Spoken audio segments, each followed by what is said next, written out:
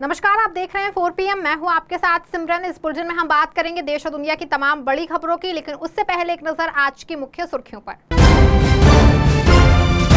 हार के डर से बौखलाई बीजेपी, चुनाव आयोग से की हरियाणा में चुनाव तारीख बढ़ाने की मांग। मंगलवार को चुनाव आयोग ले सकता है फैसला। शिवसेना यूबीटी नेता संजय राउत ने मोदी पर कसा तंज। कहा, जब द्रौपदी का हो रहा था चीरहरण, तब 56 इंची वाले गर्दन झुकाए बैठे थे।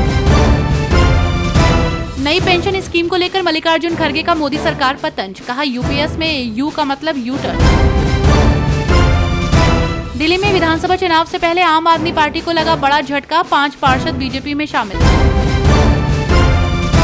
महाराष्ट्र के बदलापुर मामले को लेकर डिप्टी सीएम अजीत पवार का बड़ा बयान। कहा, जो लोग लड़कियों पर हाथ डालें उन्हें नपुंसक बना देना चाहिए। देश में हो रहे महिलाओं के साथ अत्याचार के खिलाफ शिवसेना यूबीटी सांसद संजय राउत ने सरकार पर निशाना साधते हुए कहा कि जब द्रौपदी का चीरहरण हो रहा था तब 56 इंची वाले गर्दन झुकाए बैठे थे। शिवसेना यूबीटी के मुखपत्र सामना में अपने आर्टिकल में संजय राउत ने बदलापुर की घटना को लेकर महायुति सरकार को जमकर घेरा। राउत ने कहा कि महाभारत में जब द्रौपदी का चीरहरण हो रहा था तब दरबार में हर 56 इंच की छाती वाले गर्दन झुकाए बैठे थे, तो वहीं आज भारत की बहु बेटियों महिलाओं के साथ भी यही हो रहा है। आपको बता दें कि बदलापुर में नाबालिग बच्चियों से दुष्कर्म का मामला विचलित करने वाला है। इस मामले में बीजेपी की महिला मंडल भी शांत ही है। गृह मंत्री देवेंद्र फडणवीस सफाई दे रहे हैं, क्यों, किसके लिए? नेता प्रतिपक्ष राहुल गांधी ने एक बार फिर से जाति जनगणना पर जोर दिया और मोदी सरकार पर जमकर हमला बोला। नेता प्रतिपक्ष और रायबरेली से सांसद राहुल गांधी ने एक बार फिर जाति जनगणना पर जोर दिया है। आपको बता दें कि प्रयागराज में शनिवार को राहुल गांधी ने संविधान सम्मान सम्मेलन का आयोजन किया।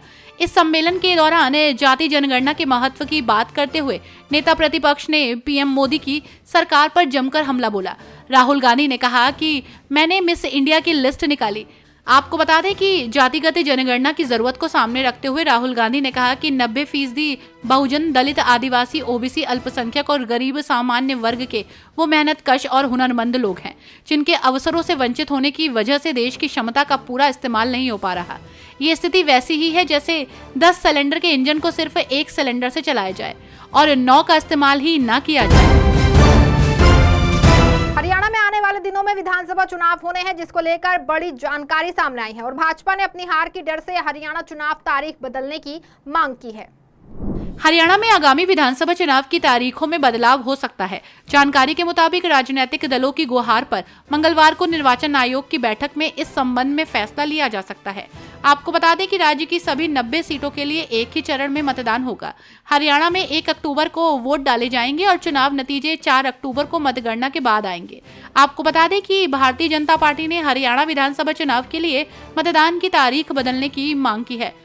निर्वाचन आयोग के सूत्रों के मुताबिक मतदान 1 अक्टूबर के बजाय 7 या 8 अक्टूबर को हो सकता है और इसके मुताबिक मतगणना की तारीख भी आगे बढ़ सकती है। चुनाव आयोग मंगलवार को इस बारे में घोषणा कर सकता है। शिवसेना यूबीटी नेता संजय राउत ने मनसे प्रमुख राज ठाकरे को लेकर बड़ा दावा करते हुए कहा कि उनकी दिशा स्पष्ट नहीं है। शिवसेना यूबीटी के नेता संजय राउत ने मनसे चीफ राज ठाकरे को लेकर बड़ा बयान देते हुए कहा कि उनकी दिशा ही स्पष्ट नहीं है। वो महाराष्ट्र की तरफ हैं या महाराष्ट्र के जो विरोधी हैं उनकी तरफ हैं। दरअसल राज ठाकरे ने शनिवार को प्रेस कॉन्फ्रेंस में दावा किया था कि महाविकास अघाड़ी को लोकसभा चुनाव में जनता के समर्थन की वजह से वोट नहीं मिले, बल्कि उसे मोदी विरोधी और अमित शाह विरोधी वोट मिले हैं। हालांकि राज ठाकरे लोकसभा चुनाव की तरह विधानसभा में महायुति के साथ गठबंधन करेंगे या नहीं, इसको लेकर स्थिति साफ नहीं है। केंद्र सरकार ने 24 अगस्त को यूनिफाइड पेंशन स्कीम पर मुहर लगा दी है, जिसको लेकर आप नेता सौरभ भारद्वाज ने बड़ा बयान देते हुए कहा कि बीजेपी की अक्ल अब थोड़ी ठिकाने आई है।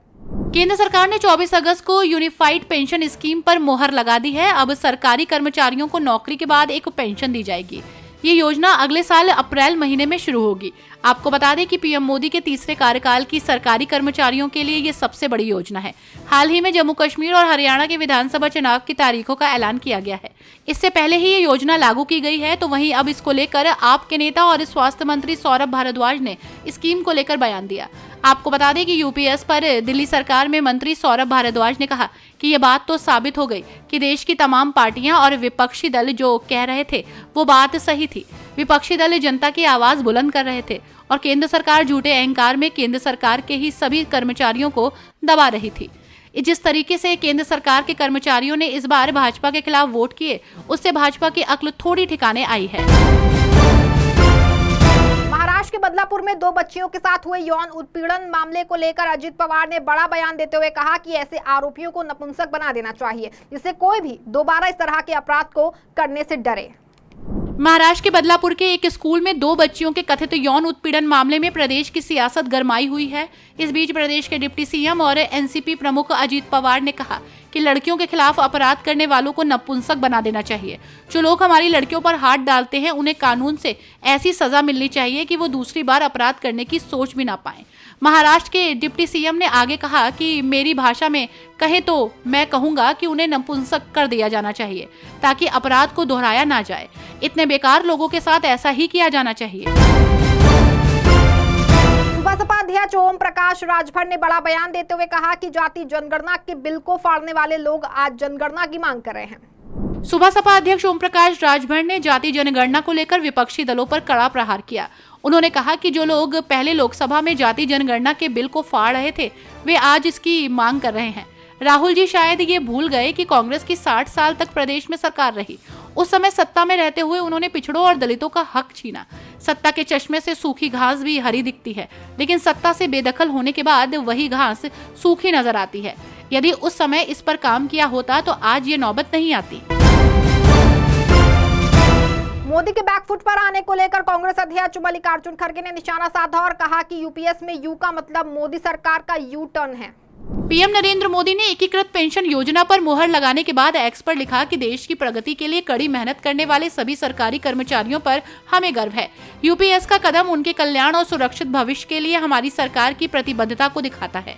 जहां पीएम मोदी ने इस योजना को कर्मचारियों के भविष्य के लिए बेहतर बताया, तो कांग्रेस अध्यक्ष मल्लिकार्जुन खड़गे ने इसको लेकर पीएम मोदी पर निशाना साधा। कांग्रेस अध्यक्ष मल्लिकार्जुन खड़गे ने केंद्र सरकार की एकीकृत पेंशन योजना यानी कि यूपीएस पर तंज कसते हुए कहा कि यूपीएस में यू का मतलब मोदी सरकार का यू टर्न है। आपको बता दें कि 4 जून के बाद जनता की शक्ति प्रधानमंत्री की शक्ति के अहंकार पर हावी हो गई है। खड़गे ने एक्स पर पोस्ट करते पॉइंट्स बनाकर लिखा कि इसके बाद इन्होंने पोस्ट के आखिर में लिखा कि हम जवाबदेही सुनिश्चित करते रहेंगे और 140 करोड़ भारतीयों को इस तानाशाही सरकार से बचाएंगे। इस बुलेटिन में फिलहाल बस इतना ही। ऐसी तमाम राजनीतिक खबरों के लिए बने रहें और जुड़े रहें 4 PM के साथ। धन्यवाद।